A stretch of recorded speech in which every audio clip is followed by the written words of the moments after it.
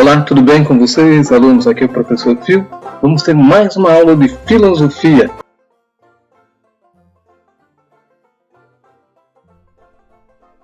Hoje você aprenderá sobre dedução e indução. São métodos de raciocínio lógico. Há outros métodos? Sim. Porém, na aula de hoje, vamos compreender esses dois, já é suficiente. Você sabe o que vale mais que 1000 palavras? O exemplo. Então, portanto, vamos ver alguns exemplos para você compreender bem a temática de hoje. Primeiro exemplo. Todos os feijões, preste atenção, todos os feijões daquela fazenda são brancos. Esses feijões são daquela fazenda. Logo, qual é a conclusão? Estes feijões são brancos. Exatamente. Você fez um raciocínio lógico dedutivo para chegar à conclusão que os feijões são brancos. Agora veja este outro exemplo. Estes feijões são daquela fazenda. Estes feijões são brancos. Qual é a conclusão lógica? Todos os feijões daquela fazenda são brancos. Nesse caso, o seu cérebro chegou à conclusão que todos os feijões daquela fazenda são brancos, utilizando um método de raciocínio indutivo. Dedução, indução. E qual é a diferença? É o ponto de partida. A dedução, como assim? A dedução parte do geral, todos os feijões daquela fazenda, enquanto a indução parte do particular, esses feijões, um número bem menor. A dedução parte do geral e demonstra uma lei geral a partir de um caso particular. A indução utiliza diversos casos particulares para chegar a uma conclusão geral. Portanto, a partir de uma regra geral, você estabelece um caso. Isto é a dedução. A partir de um caso, você cria uma regra geral. Isto é a indução. A partir de um caso particular, chegamos ao geral, na dedução.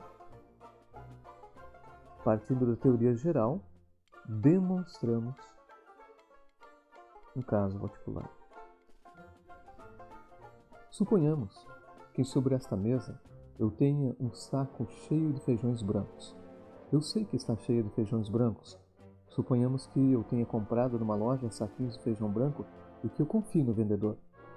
Portanto, nesse caso, eu posso afirmar como lei que todos os feijões desse saco são brancos. E uma vez que eu conheço a lei geral, eu produzo um caso. Vejamos, eu pego, coloco a mão dentro do saquinho e puxo um punhado de feijões. E posso predizer com exatidão o resultado, ou não? É claro que sim. Os feijões que estão na minha mão serão todos brancos. Portanto, a dedução, preste atenção, a dedução de uma lei verdadeira, através de um caso, ela prediz com absoluta certeza um resultado. Agora observe este outro fato. Vamos supor que eu tenho um saquinho e não sei o que contém dentro dele. Eu coloco a mão dentro, tiro um punhado de feijões e observo que todos são brancos. Coloco de novo a mão e de novo são feijões brancos. Eu continuo por um número X de vezes. E assim por diante. Depois de um número suficiente de provas, eu faço o seguinte raciocínio. Todos os resultados da minha experiência dão um punhado de feijões brancos. Cada vez que eu ponho a mão lá dentro, eu tiro um punhado de feijões brancos. Portanto, eu posso fazer a razoável inferência de que todos esses resultados são casos da mesma lei. Sim, posso. Todos esses casos são casos da mesma lei. Isto é, todos os feijões do saco são brancos. Ou seja, de uma série de resultados, inferindo que sejam casos de uma mesma lei, chego à formulação indutiva dessa lei provável. Por que é uma lei provável e não uma lei certa? Basta que um feijão do saquinho seja preto ou de outra cor, toda a minha teoria cairia no descaso. É por isso que a indução ela é apenas probabilidade e não uma certeza.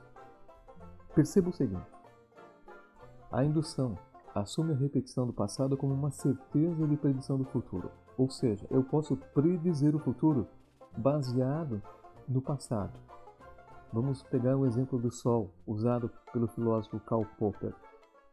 O Sol nascerá amanhã. Isso é uma certeza ou uma probabilidade? Aí você vai dizer uma certeza. Por quê? Porque ele nasceu todos os dias. Uma vez, nasceu duas, tem nascido todos os dias, você chega à conclusão que ele nascerá amanhã.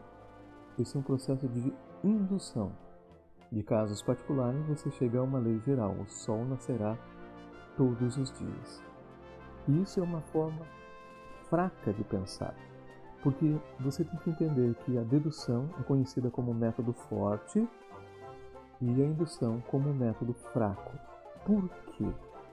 A dedução nos leva a uma conclusão exata, precisa, segura, absoluta, enquanto a indução leva você apenas a uma certeza provável, uma probabilidade. Quem disse que o Sol nascerá amanhã? Só porque ele nasceu todos os dias até hoje. Se algo acontecer amanhã, então existe apenas uma probabilidade que ele nasça e não uma certeza. Nós vamos ver outros exemplos para ficar mais tranquilo. Então, repetindo, a dedução parte do geral para o particular. Veja aí o exemplo. Todo humano é mortal. Joana é humana. Qual é a conclusão? A conclusão certa e segura é que Joana é mortal. Não há dúvida disso. Este outro exemplo. Um triângulo é um polígono de 3 lados. Logo, todo e qualquer polígono de 3 lados será um triângulo. Somente sabe disso, mesmo que o triângulo esteja junto com outro objeto ou esteja invertido, como nessa figura no meio da tela. Este outro exemplo. Um médico, ao realizar uma consulta, parte de conhecimentos prévios, universais, e ele busca interpretar os sintomas do paciente, definir o tratamento mais adequado. Este é um exemplo de raciocínio dedutivo. Ele parte de uma teoria geral para um caso particular. Esse é outro exemplo. Todas as baleias são mamíferos. Mamíferos têm pulmões. Portanto, baleias têm pulmões. Ainda que você nunca tenha visto uma baleia, mas você sabe que é um mamífero e sabe que mamíferos têm pulmões, então a conclusão ela é lógica, certa e segura. Este é um exemplo de método dedutivo ou indutivo. Aqui nós temos um raciocínio dedutivo. Sai parte do geral para uma conclusão particular. Todas as baleias são mamíferos, é geral. E baleias têm pulmões, é particular. Qualquer baleia. Este outro exemplo. O cisne que vi ontem é branco. Este cisne que vejo agora também é branco. Logo, não existem cisnes pretos, cor-de-rosas ou de qualquer outra cor na natureza. Logo, todos eles são brancos. Esse é um método de raciocínio indutivo. Parte de casos particulares, o cisne que vi ontem, o cisne que vejo agora, para uma teoria geral. não existem cisnes pretos na natureza. Veja essa praia e observe o raciocínio. Meu amigo sempre nadou naquela praia que dizem estar cheia de tubarões e nunca lhe aconteceu nada. Portanto, eu vou nadar lá também. Observe o perigo desta conclusão. Por quê? Quem é que tem a certeza de que não há tubarões lá? Nós começamos com o caso do amigo, percebemos que ele esteve lá diversas vezes, diversos casos, e chegamos a uma conclusão geral. Eu vou lá, porque não vai me acontecer nada. Um exemplo de método indutivo. E se nós pensarmos na filosofia e na ciência, há alguma diferença? A filosofia tem preferência por qual método? E a ciência? Prefere qual método? Dedutivo ou indutivo? Pense aí, porque essa pergunta você vai ter que responder, e observe a explicação. A filosofia prefere o método dedutivo. Os lógicos, os matemáticos também trabalham com o método dedutivo, ou seja, parte-se da teoria para os casos particulares. Enquanto a ciência tem preferência pela indução, ou seja, a ciência trabalha com fatos particulares, experiências particulares para descobrir uma teoria geral. Observe. Um cientista aplica uma técnica para uma pessoa. Ele está fazendo uma pesquisa para descobrir a cura para uma determinada doença. Então ele aplica aquela técnica a uma pessoa e funciona. Ele aplica para a segunda pessoa e funciona. Ele aplica para um grupo de 100 pessoas e funciona. Logo, ele formula uma lei geral, que o método utilizado vai funcionar em todos os casos. Ou seja, ele diz: descobri uma vacina. Essa vacina cura a doença do câncer e funcionará em todos os casos. Esse raciocínio é indutivo. A ciência prefere trabalhar com a indução.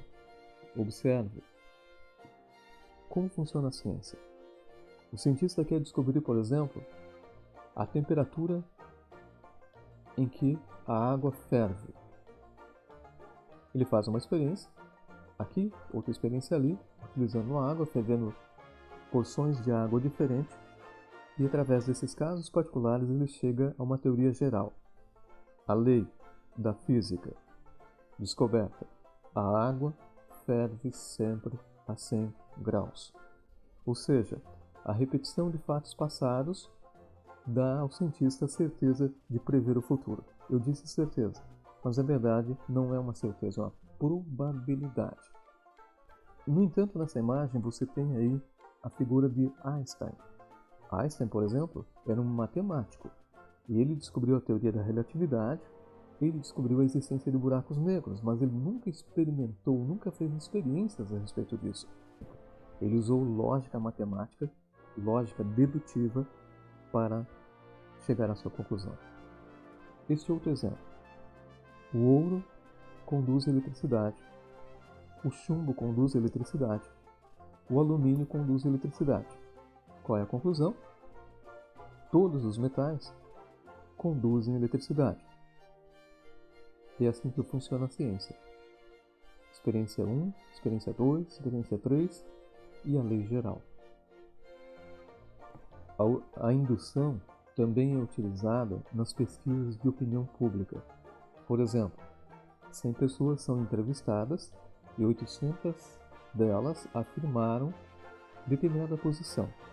Isso leva a crer que 80% da população teria o mesmo posicionamento. Raciocínio indutivo.